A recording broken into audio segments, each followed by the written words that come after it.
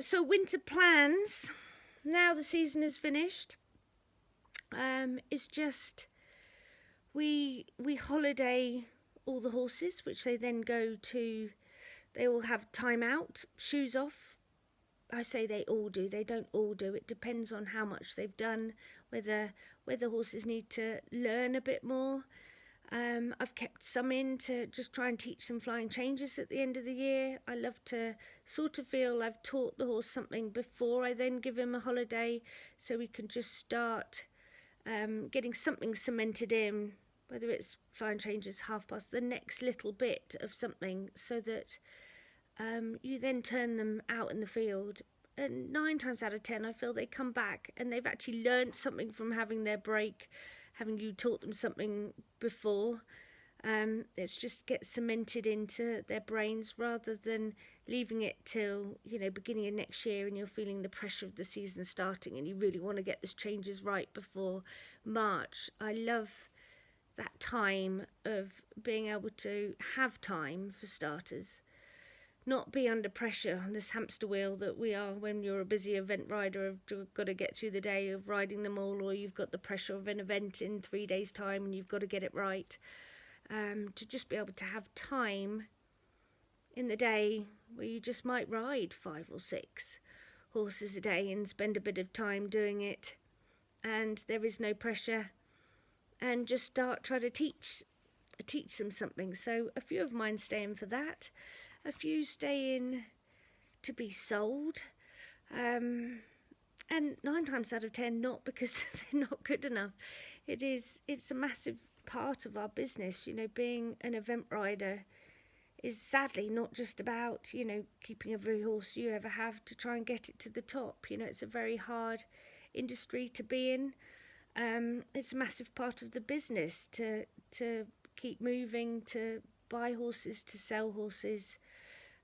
Sadly, our sport, we don't, especially over the last 2 years, it's been very hard for everyone, and owners more so, that any sort of prize money back for it has been really hard to get. And you hate talking money, you hate feeling that it's all about money, but when it's business and it's life, it is. So you get to the end of the year and you do have to move on some and sell, and just hope they end up in the right places, that they can still progress. And it's been wonderful this autumn, seeing some horses that we have sold being as great as they have been. And Moorswood was one that, watching Fairhill jump to double clear in the 5-star, and he was a horse that I won Houghton 3-star on.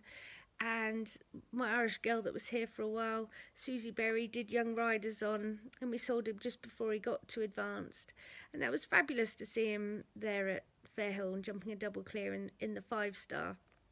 And Buck Davidson also had one, an 8-year-old that finished second in his first 4-star long, called Cooley Candyman. And he, that was really exciting to sit and watch him. And following Bicton with Old Dargan and Eagle, 2 horses that you've followed, very, very fond of, and seeing them get great results and doing so well on is what it's all about. So well done, everyone. And it's just fabulous to see, and it's I always feel proud that you spent any part of their life, and it's just so lovely to see them progress and go on. But yes, so that is a big part of our business. Horses do move around a little bit. We've got Thomas's breeding young stock that come in and get broken in, and that'll be a whole new videos or interest at some stage of going over the new breeding empire. Even very small, we've only got a couple of mares and Thomases into breeding jumpers, but it's just very interesting, and it's a different part of our life or our journey, and there'll be lots there hopefully in the future that we'll be able to talk about. But all I keep thinking is the expression that people say is fools breed and wise men buy them. And but I have to say it is very interesting and we're having a lot of fun. But hopefully at some stage I will be able to say no, that's not all right. But there's all sorts going on at the minute, I have to say. But anyway, that's fun. And what I was also doing in the winter, because we don't get out competing and we are at home a lot more.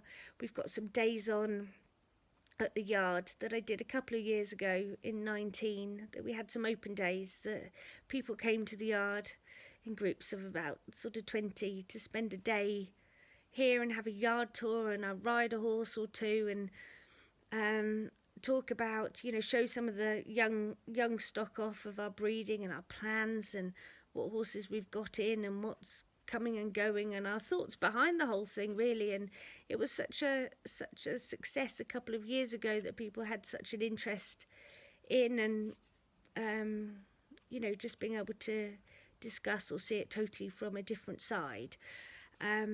We had a lot of really positive feedback, and so something that we're doing again. I think there's a handful of spaces left, I think, on it. So if it's something that appeals, or is something that you think for a Christmas present for something, it's I've really enjoyed it because the feedback's been so great of what people have managed to get out of it. So that's been very pleasing. And we've also got some days horse management care with my great girls out there, Ames, Masterclass of horse care and grooming.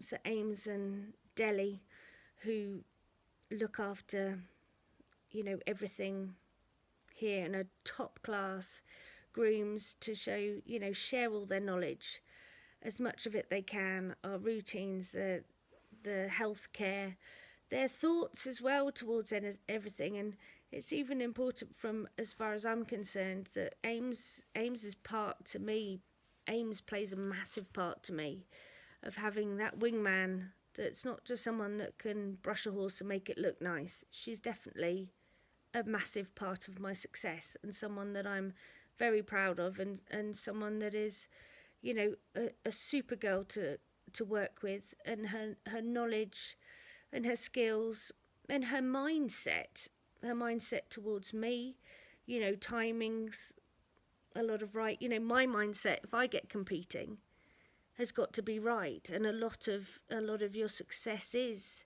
how you think, how you feel when you get to competitions, having your mind in the right place. And it's not like Ames has to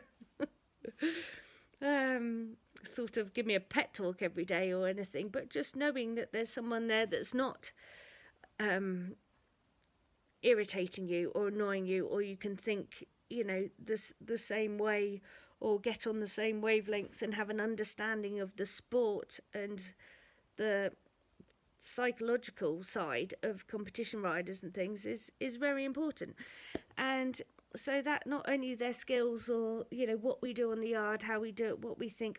I'm not saying, like I've said with the vlogs all along, I'm not saying we know everything, this is how you got to do it. All we want to do is just help people.